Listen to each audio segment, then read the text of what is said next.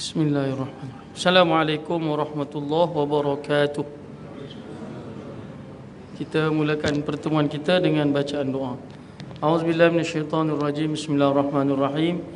Alhamdulillahirabbil alamin wassalatu wassalamu ala asyrafil anbiya wal mursalin wa ala alihi wa ashabihi ajma'in. ربنا اشرح لنا صدورنا ويسر لنا أمورنا واحلل عقدة من ألسنتنا يفقه أقوالنا ربنا يسر ولا تعسر ربنا تمم لنا بالخير صلى الله على سيدنا محمد وعلى آله وأصحابه أجمعين والحمد لله رب العالمين آمين.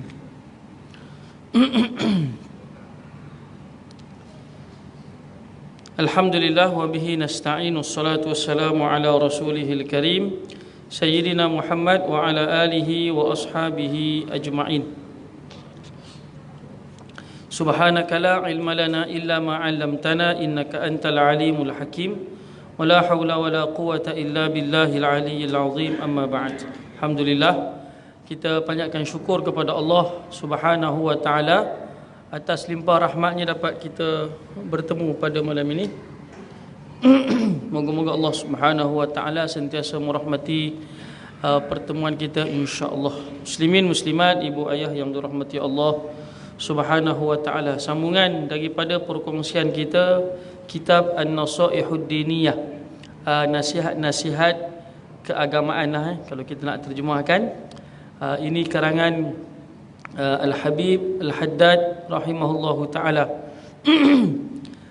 Nasihat yang beliau akan kongsikan dengan kita pada malam ini rahimahullahu taala, iaitu berkenaan dengan asyukru ala ni'matil ulfah. Asyukru ala ni'matil ulfah, syukur di atas nikmat kesatuan. Al-ulfah ni kesatuan hatilah. Dalam agama kita ni, kita sebagai orang Islam dituntut untuk berpegang sesama Muslim ni, kita kena maknanya memegang kukuh tali persaudaraan sesama kita, kerana ini adalah ciri utama yang ditekankan oleh baginda Nabi kita sallallahu alaihi wasallam waktu pertama sekali Nabi sampai ke kota Madinah ataupun Yathrib pada awalnya. Ketika mana kita pun tahu dalam sirah Nabi sallallahu alaihi wasallam mempertautkan hati golongan Khazraj dan juga Aus, ketika mana mereka sering berperang sesama mereka walaupun sebangsa Arab, tetapi mereka saling berperang berebut kuasa. Yang menjadi batu apinya dan mendapat laba keuntungannya adalah orang-orang Yahudi lah ketika itu, daripada Bani Quraizah dan juga Bani Nadir. Jadi mereka ini mengambil kesempatan untuk bahasa kita ini menjual senjata lah, sehingga peperangan itu meletus dan mereka mendapat keuntungan yang sangat besar. Dengan sebab itu Nabi kita SAW yang kita sebutkan tadi, antara perkara pertama Nabi kita mempertautkan hati antara dua kumpulan tersebut. Yang keduanya, Nabi kita SAW mempertautkan hati antara golongan Muhajirin dan juga Ansar, golongan yang datang daripada Mekah dan juga mereka yang memang berasal daripada bumi Yathrib ataupun Madinah. Dengan persatuan tersebut, akhirnya umat Islam menjadi kuat, walaupun bilangan mereka ketika itu minoriti, tetapi dengan kesatuan, kebersamaan, pertautan hati antara mereka menjadikan mereka itu orang yang digeruni di kota Madinah. Sehingga antara perkara yang dilakukan juga oleh Nabi kita SAW, iaitu Nabi kita mengajak supaya umat Islam tidak lagi membeli belah di pasar milik orang-orang Yahudi. Sebaliknya Nabi kita membuka satu tempat jualan yang baru, dan menjadikan ekonomi orang-orang Yahudi semakin melemah, dan akhirnya umat Islam menguasai kitaran ekonomi itu sehingga mereka menjadi orang kaya lah di kota Madinah. Banyak lagi lah perkara yang kalau kita tengok bagaimana Nabi kita melakukan strategi untuk menguatkan umat Islam yang kita sebutkan tadi, ukhuwah. Kalau tak ada ukhuwah, maka mana mungkin umat Islam dapat membeli ataupun menjana ekonomi di kalangan mereka dan melahirkan orang-orang kaya di kalangan para sahabat yang kita pun kenal nama-nama mereka. Dan mereka inilah dengan kekayaan yang mereka miliki, mereka gunakan untuk menyumbang kepada perjuangan Islam. Akhirnya Islam itu dapat sampai kepada kita. Semua itu dimulakan oleh Nabi kita SAW dengan pertama sekali ialah mempertautkan hati di kalangan para sahabat. Itu disebutkan oleh Allah Subhanahu wa taala. Pengarang kitab kita ni membawakan ayat yang pertama, bagaimana Allah Taala menyatakan wadhkuru ni'matallah alaikum id kuntum a'da'an fa'alafa baina qulubikum wadhkuru ni'matallahi alaikum id kuntum a'da'an fa'alafa baina qulubikum. Ingatlah satu nikmat Allah Taala ke atas kamu ketika mana kamu dahulunya a'da'an, saling memusuhi ataupun bermusuh-musuhan, fa'alafa baina qulubikum, lalu Allah Taala telah mempertautkan hati kalian. Allah Taala yang telah mempertautkan hati kalangan para sahabat.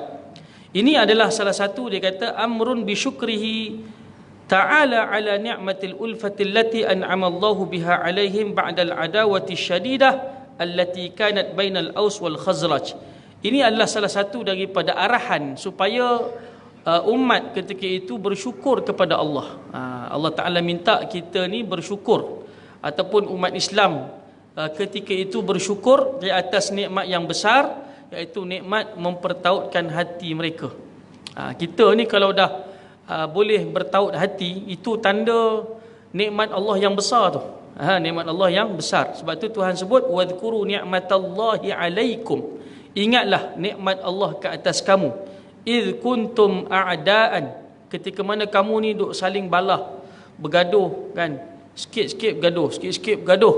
Lalu kata Allah fa'alafa baina qulubikum, Allah Ta'ala mempertautkan hati kalian. Ini satu nikmat yang besar yang mesti kita syukuri nikmat tersebut. Jadi antara cara untuk kita bersyukur ke atas nikmat Allah Subhanahu wa taala, kita ada 3 rukun. 3 rukun untuk kita menunjukkan tanda syukur kita kepada Allah. Syukur ni tuan-tuan, dia ada tajuk khas lah. Kalau kita baca dalam kitab, mungkin tuan-tuan pun ada juga di sini dibacakan ataupun dikongsikan oleh salah seorang asatizah yang hadir bersama dengan tuan-tuan, kitab Hidayatus Salikin fi Suluki Maslakil Muttaqin karangan Syekh Abdul Samad Al-Falimbani rahimahullahu taala, yang menceritakan tentang ibadat hati. Ibadat hati. Ibadat hati ni banyaklah, ada 10 yang disenaraikan oleh Syekh Abdul Samad Al-Falimbani. Salah satunya iaitu syukur. Kalau kita baca dalam kitab tersebut, syukur tu berada selepas tajuk sabar. Syekh Abdul Samad meletakkan tajuk syukur itu selepas dibahaskan tajuk sabar. Lalu dia mukaddimahkan tajuk syukur tu, dia kata syukur ini adalah salah satu ibadat yang lebih afdal daripada sabar. Biasa kita sebut sabar, sabar ni utamalah tuan-tuan. Tapi dibahaskan oleh beliau menyatakan bahawa syukur lebih tinggi daripada sabar. Ini bersandarkan kepada hadis Nabi SAW. Walaupun Syekh Abdul Samad tak bawakan hadis itu, tetapi apa yang disebutkan itu berdasarkan kepada hadis Nabi SAW, yang mana Nabi kata orang yang sihat dan dia bersyukur itu lebih baik daripada orang yang sakit dan dia bersabar dengan kesakitannya. Orang yang sihat dan dia bersyukur dengan nikmat sihat itu lebih aula daripada dia sakit lalu dia sabar dengan sakit dia. Memanglah sakit, setiap kesakitan itu walaupun dicucuk dengan duri, kata Nabi SAW, diampunkan dosa dan diangkat darjat. Betul. Lalu dia sabar lagi. Betul. Lalu dia ucapkan lagi inna lillahi wa inna ilaihi raji'un. Betul. semua itu kelebihan-kelebihan sabar.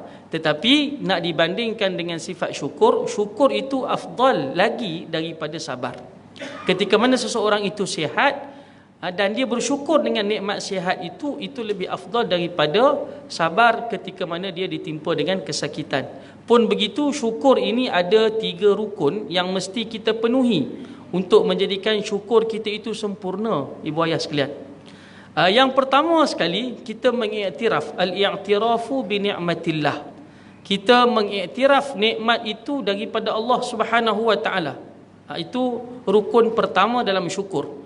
Kalau kita berpecah belah lalu kita disatukan oleh Allah Taala dengan sebab agama kita ni, kita bersyukur, maka kita kena mengiktiraf bahawa kesatuan kita itu, kesepakatan kita itu adalah salah satu daripada nikmat daripada Allah Taala. Iktiraf. Bukan usaha kita. Kita betul kita berusaha, tapi akhirnya yang menggerakkan hati manusia adalah Allah Taala, yang menyebabkan kita boleh duduk sekali, bergaduh macam mana pun akhirnya sembahyang jemaah sekali, kan, bergaduh macam mana pun akhirnya kenduri kendara gotong royong sekali, bergaduh macam mana pun, maki hamun macam mana pun, akhirnya bila hari raya salam bersalaman, minta maaf balik.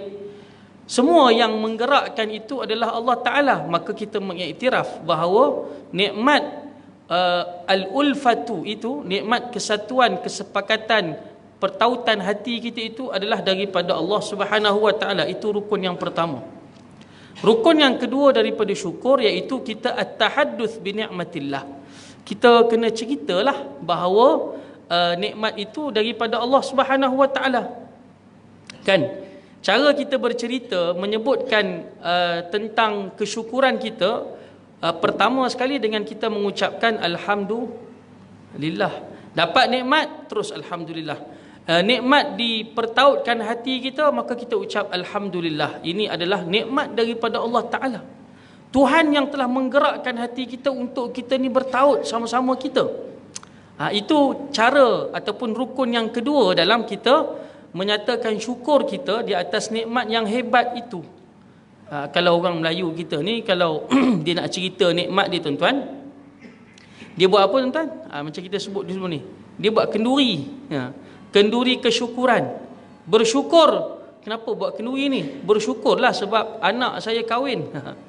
Kenapa buat kenduri ni? Bersyukurlah sebab saya dapat cucu akikah. Bersyukur. Kenapa buat kenduri ni? Sebab Allah Ta'ala berfirman dalam Al-Quran, wa amma bi ni'mati rabbika fahaddith. Dan adapun nikmat yang Allah Ta'ala kurniakan kepada kamu, maka kamu kena cerita. So cara kita menceritakan nikmat tersebut dengan pelbagai cara, antaranya dengan kita menyebut alhamdulillah, ataupun dengan cara seseorang itu melakukan sujud syukur. Sujud syukur ni kita maklumlah tak perlu menghadap kiblat dalam majoriti madhab. Tutup aurat tu kenalah, tuan-tuan.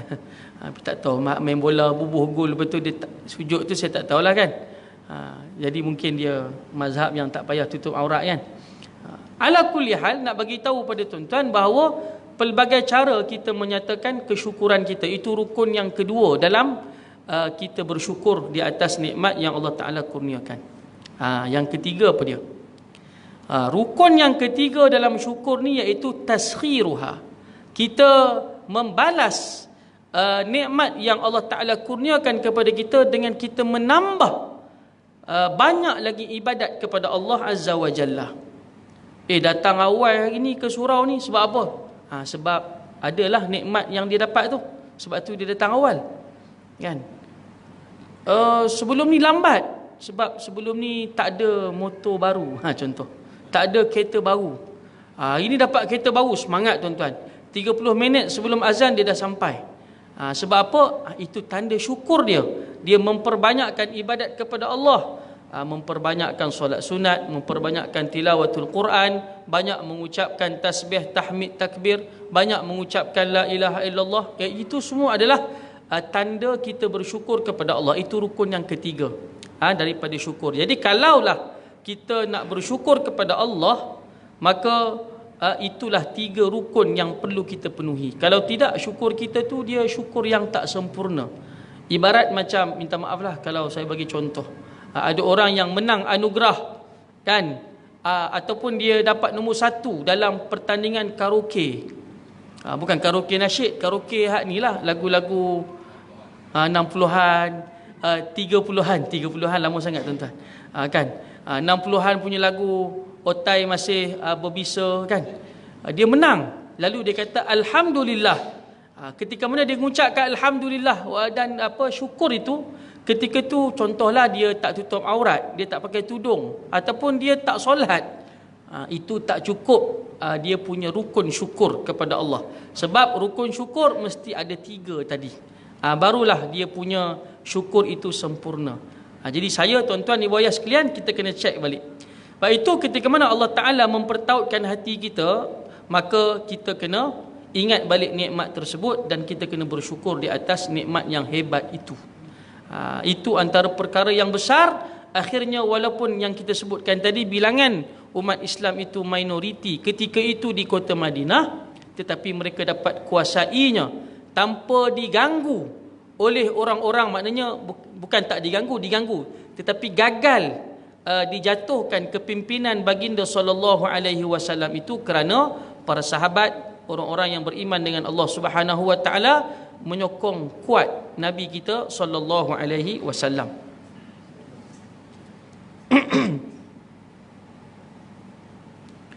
Baik, dalam ayat yang lain Allah Subhanahu wa taala menyebutkan huwallazi ayyadaka binasrihi wa bil mu'minin. Dialah, yakni Allah Azza wa Jalla, yang telah menyokong engkau ataupun memberikan dokongan kepada engkau dengan bantuannya, wabil mukminin, dan orang-orang yang beriman pun memberikan bantuan kepada Rasulullah sallallahu alaihi wasallam, memberikan dokongan yang kuat, sokongan yang kuat.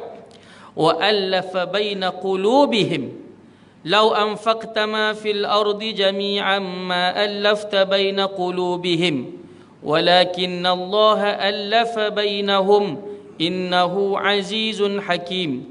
Kata Allah Ta'ala, dan dialah yang telah mempertautkan antara hati-hati mereka. Ini kerja Allah Ta'ala ni, yang mempertautkan hati orang-orang yang beriman. Lalu kata Allah, lau anfaqta ma fil ardi jami'ah, kalaulah engkau menginfakkan, membelanjakan seluruh apa yang kamu ada di muka bumi ini dengan tujuan untuk mempertautkan hati manusia, membayar. Aku bayar kau supaya kita sama-sama geng. Aku bayar kau supaya kita sama-sama geng. Itu belum tentu dapat mempertautkan hati. Lau anfaqta ma fil ardi jami'a, kalau engkau infak seluruh harta yang engkau ada di muka bumi ini, ma allafta baina qulubihim, kamu pasti tidak mampu untuk mempertautkan hati-hati mereka. Walakinnallaha allafa bainahum, akan tetapi Allah Ta'ala lah yang telah mempertautkan hati-hati mereka ataupun antara mereka. Innahu azizun hakim, sesungguhnya Allah Ta'ala itu maha perkasa lagi maha bijaksana. Jadi benda ni bukan boleh dibeli, bukan boleh dibayar. Dia mesti datang daripada hati. Hati ni siapa yang gerakkan, tuan-tuan? Allah Subhanahu wa taala. Dalam hadis Nabi sallallahu alaihi wasallam ni, ustaz-ustaz kita selalu baca hadis ni. Maksudnya kata Nabi, hati manusia itu dia punya bolak-balik itu lebih cepat daripada air yang panas yang mendidih di atas dapur. Air panas yang menggelegak tu, guduk-guduk laju tu dia punya mendidih dia tu kan. Gelegak dia tu laju. Kata Nabi sallallahu alaihi wasallam, bolak-baliknya hati manusia itu lebih laju daripada mendidihnya air panas di atas dapur. Sebab itulah yang Nabi kita sallallahu alaihi wasallam sering kali membaca doa yang kita pun duk baca. Doa tu? Ya muqallibal qulub, tsabbit qalbi ala dinik. Wahai Tuhan yang membolak-balikkan hati, engkau tetapkanlah hatiku di atas agamamu. Jadi kalau semua kita berada di atas agama, keyakinan yang sama, maka tak timbullah perbalahan kalangan kita. Kita berpegang teguh kepada tali Allah Subhanahu wa taala, lalu kita sama-sama faham bahawa ini adalah tuntutan yang Allah Taala tuntut kita untuk kita lakukan. Disebabkan pakat-pakat tidak duduk di atas agama Allah yang benar. Tuan-tuan tengok apa yang berlaku kepada sahabat-sahabat kita di bumi Palestin. Seorang-seorang dia je berjuang kan.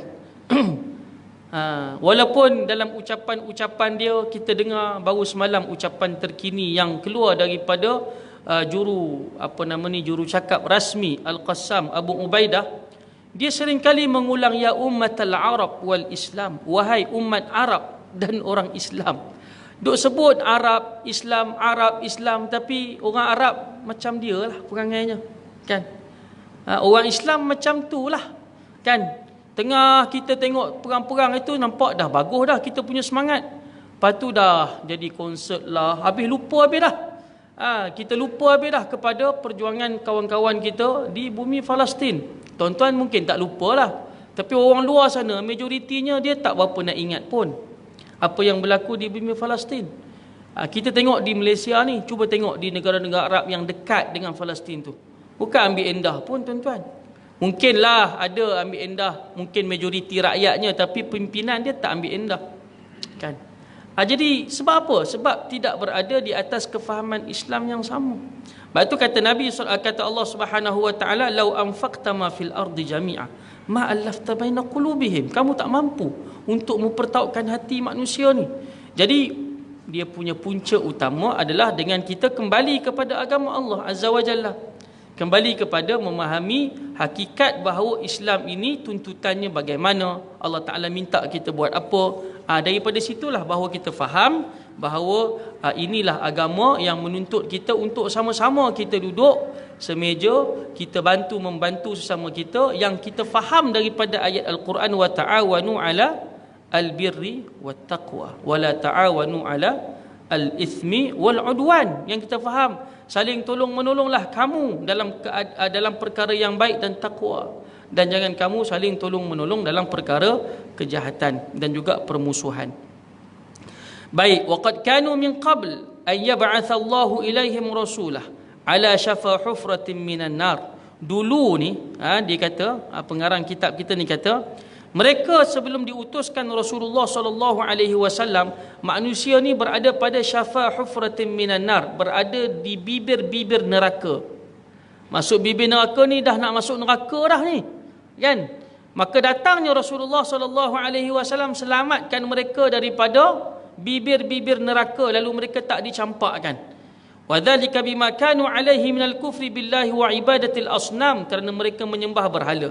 فَأَنْقَذَهُمُ اللَّهُ مِنْهَا بِمَا شَرَعَهُ لَهُمْ مِنْ تَوْحِيدِهِ وَالْعَمَلِ بِطَاعَتِهِ. Lalu Allah Ta'ala menyelamatkan mereka dengan mengirimkan seorang Rasul. Lalu Rasul itulah yang menjadikan mereka kenal tauhid, kenal keesaan Allah, dan mereka melaksanakan amal ketaatan kepada Allah. فَطَلَبَ اللَّهُ مِنْهُمْ سُبْحَانَهُ أَنْ يَشْكُرُوهُ عَلَى ذَلِكَ. Lalu Allah Ta'ala meminta mereka, kalangan sahabat ataupun kita sendirilah, kalau konteks ayat tu kita baca secara umum, kita pun kena sekali. Disebabkan dulu ni kita ni jahil, tiba-tiba Allah Ta'ala kirimkan seorang Rasul mengajak kita kembali kepada Islam. Itu nikmat yang besar tu, maka Allah Ta'ala minta kita bersyukur di atas nikmat tersebut. Wa ya'rifu haqqa ni'matihi 'alaihim fi inqadhihim min ad-dhalalah wa ijtima'ihim ba'da al-firqah. Lalu mereka mengenal hakikat ataupun nikmat yang sebenar yang Allah Ta'ala telah menyelamatkan mereka daripada kesesatan dan kesatuan mereka selepas mana mereka itu berpecah belah. Wa hadzarahum fi dhimni dhalika min mujibatil firqah. Lalu Allah Ta'ala telah mengingatkan mereka supaya mereka tidak lagi berpecah belah. Wal ikhtilafi ba'dal ijtima'i wal i'tilaf. Dan Allah Ta'ala minta supaya berhati-hati, jangan pecah lagi, kan? Jangan pecah lagi selepas mereka itu dah bersama-sama dalam kesatuan hati. Itulah yang disebutkan oleh Allah Ta'ala dalam Al-Quran, kadzalika yubayyinullahu lakum ayatihi la'allakum tahtadun. Demikian itu Allah Ta'ala telah menunjukkan kepada mereka ataupun menerangkan kepada mereka ataupun kepada kamu ayat-ayatnya, ayat-ayat kebesarannya, la'allakum tahtadun, supaya kamu itu mendapat petunjuk. Itu semua nikmat Tuhan bagi kat kita tu tuan-tuan. Supaya kita bersatu hati, berpakat sama-sama kita, kan? Bergaduh sikit-sikit itu biasalah tuan-tuan. Hakikat Malaysia ni, minta maaf cakap bila kat surau, kan? Hakikat Malaysia ni warna lain-lain tu biasa je tuan. Biasa je, tak ada masalah apa. Kan kawan tu warna coklat, kawan tu warna putih, kawan tu warna hitam, biak-biak dia lah. Kan? Sebab dia faham macam tu perjuangan dia. Tapi kita kena ingat Allah Ta'ala tu Tuhan kita. Itu yang kita kena pegang tu. Janganlah bergaduh sampai tak kenal diri, tuan-tuan. Janganlah bergaduh sampai kita Lagi cakap lebih-lebih payah juga. Maksudnya janganlah bergaduh sampai kita ni ditekan oleh ataupun diambil kesempatan oleh musuh-musuh Allah Azza wa Jalla. Kita tahulah batas bergaduh kita tu, kan? Batas bergaduh kita tu kita tahu. Semua ada pandangan masing-masing. Saya tak sama pandangan dengan tuan-tuan ni. Tuan-tuan tak sama pandangan dengan saya. Soft kanan tak sama dengan pandangan soft kiri.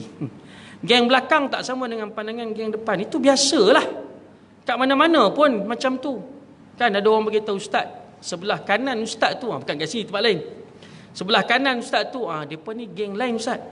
Sebelah kiri tu geng ustaz. Saya kata belah kanan pun bukan geng saya, belah kiri pun bukan geng saya. Kan?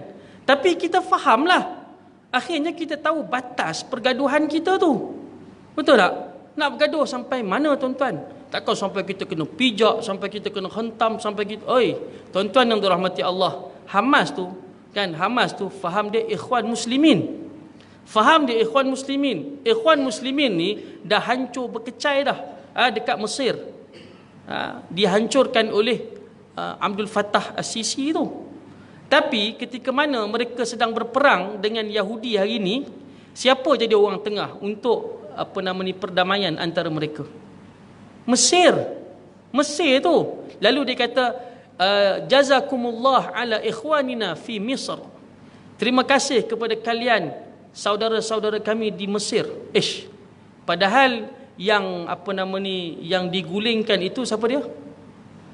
Mursi, sehingga mati ataupun sehingga wafatlah bahasa baiknya, kan. Di dalam penjara itu satu geng, satu ideologi dengan Hamas tu. Tapi ketika mana mereka berperang dengan Yahudi, dia tahu batas. Yahudi itu lebih musuh berbanding dengan Abdul Fattah As-Sisi. Itu cara faham Islam. Itu cara faham yang sebenar. Sebab itu ketika mana hari ini Zionis dah mula tarik tentera-tentera elit dia yang dinamakan sebagai tentera Golan, ataupun Golani itu, ataupun Jaulani, ataupun istilah orang Arab kata Julani itu. Tuan-tuan yang dirahmati Allah, mereka mula nak minta supaya diadakan perdamaian. Tapi kata Abu Ubaidah semalam, tidak ada perdamaian melainkan mesti ada orang tengah. Siapa orang tengah tu? Mesir dan juga Qatar. Qatar tu tak apalah, Qatar tu dia punya ideologi dia tu taklah jauh sangat dan dia memang tak tindas pun ikhwan muslimin. Yang menindas ikhwan muslimin itu adalah Abdul Fattah As-Sisi. Tapi mereka sedar batas agama ini, kamu tetap saudara kami, wahai Abdul Fattah As-Sisi. Dia jadi orang tengah. Itu faham yang sebenar tu. Kita tak naklah kita bergaduh ni sampai tahap tak kenal siapa musuh utama kita. Ini saya cakap ni daripada hatilah. Kan, ustaz-ustaz lain pun cakap benda yang sama. Tuan-tuan pun faham benda yang sama, kan? Kita faham benda tu, tapi kadang-kadang dia terlajak tu sampai tahap kita tak boleh pi dah. Kan? Asalkan kumpulan kami untung, itu tak apa siapa-siapa pun. Tuan-tuan yang dirahmati Allah, ingat balik nikmat Allah. Wadhkuru ni'matallahi alaikum. Ingat balik nikmat Allah Subhanahu wa taala. Jadi benda-benda ni, benda-benda yang basic dalam agama ni. Sebenarnya tak ada siapa pun perlu cakap benda ni, sebab kita faham benda ni dari sudut asas agama. Kan? Kita faham dah benda ni, tapi perlu diingatkan supaya kita faham lagi. Supaya kita pegang betul-betul, supaya kita beringat 10 tahun akan datang, 20 tahun akan datang, apa akan jadi pada generasi umat Islam hari ni kalau kita duk tekak sama kita sampai sudah. Kan? Ini kita kena faham. Macam mana pun perbezaan pandangan kita, akhirnya Islam itu memegang kita. Kiblat kita itu menarik kita, mengikat kita bahawa itulah tempat kita, tempat hadap kita. Wa ilaihil masir, kepadanya, iaitu kepada Allah tempat kita kembali. Jadi tuan-tuan yang dirahmati Allah Subhanahu wa taala, kata Allah Taala, walladzina ihtadau zadahum hudan wa atahum taqwahum, dan orang-orang yang diberikan petunjuk ataupun mereka mendapat petunjuk daripada Allah Subhanahu wa taala, zadahum huda, dia akan tambah untuk mereka itu petunjuk, wa atahum taqwahum, dan dia akan berikan kepada mereka ketakwaan mereka. Jadi kembali kepada Allah Subhanahu wa taala, maka di situlah kita akan mendapat nikmat yang besar, nikmat pertautan hati sesama kita orang-orang yang beriman dengan Allah Azza wa Jalla. Baik. Sikit lagi. Tuan-tuan yang dirahmati Allah Subhanahu wa taala. Berikutnya nasihat yang seterusnya yang dia nak sampaikan kepada kita, iaitu wujubud da'wati ilal khairi. Wajib menyampaikan dakwah kepada kebaikan. Wajib kita menyampaikan dakwah kepada kebaikan. Dalam Al-Quran, nasihat yang seterusnya kita kena sampaikan dakwah. Bila kita faham Islam, kita mesti sampaikan dakwah kefahaman kita ni. Kefahaman kita ni kita kena sampaikan. Kita jangan mulakan sampaikan dakwah itu pada benda-benda yang cabang. Cabang ni ialah tuan-tuan tahulah, mungkin mazhabnya berbeza, dia cara semayangnya begini. Jangan sampaikan itu yang beza-beza tu. Nanti lagi pecah lagi. Kan kita sampaikan yang asas. Apa asas kita? Beriman kepada Allah. Sampaikan yang itu. Lepas tu dia nak cara faham dia, bagaimana nak belajar akidah, itu cara faham dia lah. Itu ikut guru dia lah. Jangan kita sampaikan yang cabang dulu, sampaikan yang asas dulu, kerana itu adalah kewajipan kita. Sebab itu dalam Al-Quran Allah Ta'ala menyatakan wal takum minkum ummah. Jadilah kamu minkum, sesama kamu ummah. Ummah ni kalau dalam istilah seertinya ataupun perkataan seertinya jamaah, satu kumpulan. Kumpulan untuk buat apa tuan-tuan? Yad'una ilal khairi. Mereka itu mengajak kepada kebaikan. Amrun bid-da'wati ilaih. Arahan supaya kita berdakwah di jalan Allah Subhanahu wa taala, iaitu dengan keimanan dan juga ketaatan kepada Allah. Wa da'watu ila dzalika manzilatun 'indallahi rafi'ah, dan pelaksanaan dakwah itu di sisi Allah martabatnya tinggi. Orang yang menyampaikan dakwah, menyampaikan kebaikan, itu martabatnya tinggi di sisi Allah Subhanahu wa taala. Berdasarkan kepada hadis Nabi sallallahu alaihi wasallam, Nabi menyatakan dalam sebuah hadis, Nabi kata apa? Ini hadis ni pun masyhur juga tuan-tuan, diriwayatkan oleh Imam Ahmad, Muslim, Abu Daud, Tirmizi dan sebagainya. Kata Nabi sallallahu alaihi wasallam, man da'a ila hudan kana lahu minal ajri mithlu ujuri man tabi'ahu min ghairi an yanqusa min ujurihim syai'. Barang siapa yang mengajak kepada hidayah, petunjuk Allah, maka baginya daripada pahala seperti pahala-pahala orang yang mengikut dakwah dia, min ghairi an yanqusa min ujurihim syai', tanpa ada sebarang kurang pun, sedikit pun tak kurang daripada pahala tersebut. Saya mengajak tuan-tuan, tuan-tuan balik ajak orang lain, orang yang ikut tuan-tuan itu, kalau dia buat kebaikan, pahalanya itu akan sampai kepada kita tanpa kurang pun. Kalau dia dapat 100, kita pun dapat 100 kali. Dia bukan main persen tuan-tuan, dia dapat 100, kita dapat 10% daripada apa yang dia dapat. Tak, Allah Ta'ala akan bagi, kalau 100 dia dapat, 100 pun kita dapat tanpa ada kurang. Wa man da'a ila dhalalatin kana 'alaihi minal ithmi mithlu atham man tabi'ahu min ghairi an yanqusa min athamihim syai'. Kalau kita mengajak orang lain melakukan dosa ataupun kesesatan, maka dosa orang tersebut akan juga dapat kepada kita tanpa kurang walaupun sedikit. Itu bahaya tu. Bahaya kita mengajak orang lain melakukan kejahatan. Terutama sekali anak kita lah. Kalau kita ajak anak kita buat baik, kalau kita ajar anak kita buat jahat dan kita contohkan contoh kejahatan lalu anak kita buat, lagi dahsyat tuan-tuan. Dosa yang kita dapat dia akan berturut-turut sampai ke generasi yang seterusnya. Wa qala alaihi salatu wassalam ad-dallu 'alal khairi kafa'ilih. Orang yang menunjukkan kebaikan, maka pahalanya seperti orang yang melakukannya. Kita mengajak orang melakukan kebaikan, maka pahalanya sama seperti orang yang melakukannya itu. Faman ja'ala ad-du'a ila al-khairi da'bahu wa syughlahu faqad akhadha bihadhin wafir min mirathi Rasulillah sallallahu alaihi wasallam. Kata pengarang ini, Al-Habib Al-Haddad rahimahullahu taala, barang siapa yang menjadikan ajakan kepada kebaikan itu sebagai salah satu daripada tugasan dia, kerja buat dia, Dia tak dapatlah contohnya macam ustaz tak apalah ada meja kat depan, ada mikrofon. Tak semesti macam ni tuan-tuan. Tuan-tuan lagi banyak buat dakwah daripada ustaz-ustaz. Tuan-tuan mungkin ada pengikut tersendiri, contohnya tuan-tuan bos di salah sebuah syarikat. Jadi semua itu boleh digunakan sebagai tapak untuk kita melaksanakan dakwah. Hatta kalau kita ni ada anak, ada cucu, itu pun sebagai medan dakwah kita. Kalau dia jadikan tempat itu untuk kerja dakwah dia seharian, faqad akhadha bihadhin wafir, maka dia mendapat kejayaan yang tidak putus-putus daripada mirathi Rasulullah, warisan Rasulullah sallallahu alaihi wasallam. Dalam Al-Quran Tuhan kata apa? Dalam surah apa ni? Surah Yusuf, surah Yusuf ayat 108.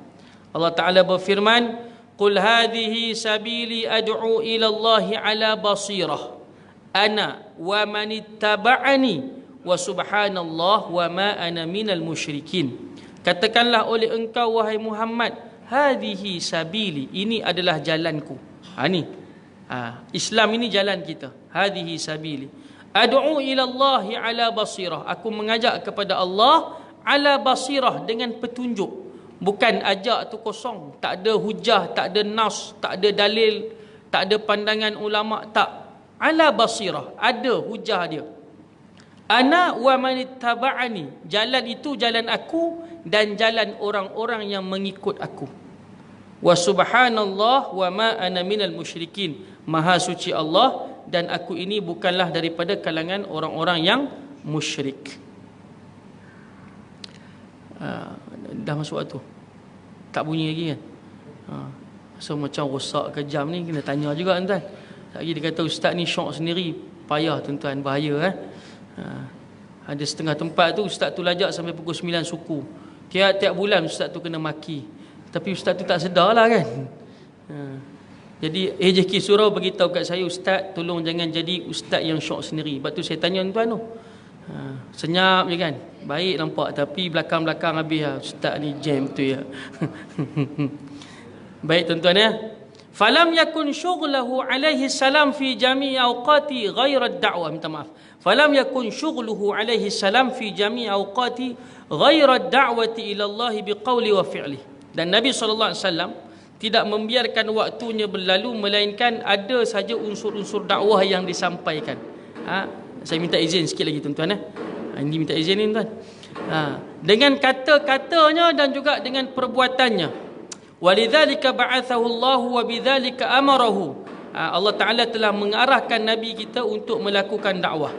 Seperti mana firman-Nya, tuan-tuan boleh tengok nanti dalam surah Ar-Ra'd, suratul Ra'd ayat 36 Qul innama umirtu an a'budallah wa la usyrika bihi ilaihi ad'u wa ilaihi ma'ab. Katakanlah oleh engkau wahai Muhammad, hanya sahaja aku diperintahkan oleh Allah. Tak sebutlah, tapi kita fahamlah yang diperintahkan itu adalah, yang memerintahkan itu adalah Allah. An a'budallah, supaya aku menyembah Allah dan tidak mensyirikkan dengannya sesuatu pun, ataupun dengan yang lainlah. Dan orang yang paling hampir untuk kita melaksanakan dakwah ini adalah keluarga kita lah tuan-tuan. Itu paling dekat. Kadang-kadang kita mengajak orang lain, tapi kita lupa keluarga kita. Saya ingatkan diri saya lah, kadang-kadang kita ni konon-konon lah kan, berdakwah konon-kononnya, tapi anak-anak kita ni gerabak kat belakang tu kita terlupa. Balik-balik anak tak solat, balik-balik anak jadi teruk kan. Kita duk marah orang lain ni, janganlah begitu, janganlah begini, jangan hisap vape, jangan hisap ni. Tengok anak kita, jam tuan-tuan. Jadi itu saya ingatkan diri saya dan juga kita semua supaya memerhatikan orang yang paling hampir dengan kita sebagai mad'u kita, ataupun orang yang perlu kita ajak paling awal sekali lah sebelum kita mengajak orang lain. Wallahu subhanahu wa ta'ala a'lam. Yang baik itu daripada Allah Ta'ala. Kasar bahasa, mohon maaf tuan-tuan. Ada apa-apa ke nak dibahaskan? Pandai dia kata. Memang tak tanya sebab dah habis masa dia tu. Bukan suruh tanya kalau tak setuju kan. Tak ada lah. Baik, insya-Allah moga-moga ada manfaat untuk saya dan juga tuan-tuan sekalian.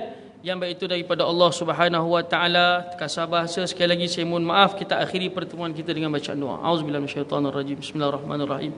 Alhamdulillah rabbil alamin, sallallahu ala Muhammad wa ala alihi wa ashabihi ajma'in. اللهم انفعنا بما علمتنا وعلمنا ما ينفعنا وزدنا علما وارزقنا فهما. الحمد لله على كل حال ونعوذ بك من أهوال أهل النار. صلى الله على محمد وعلى آله وأصحابه أجمعين والحمد لله رب العالمين. آمين. السلام عليكم ورحمة الله وبركاته.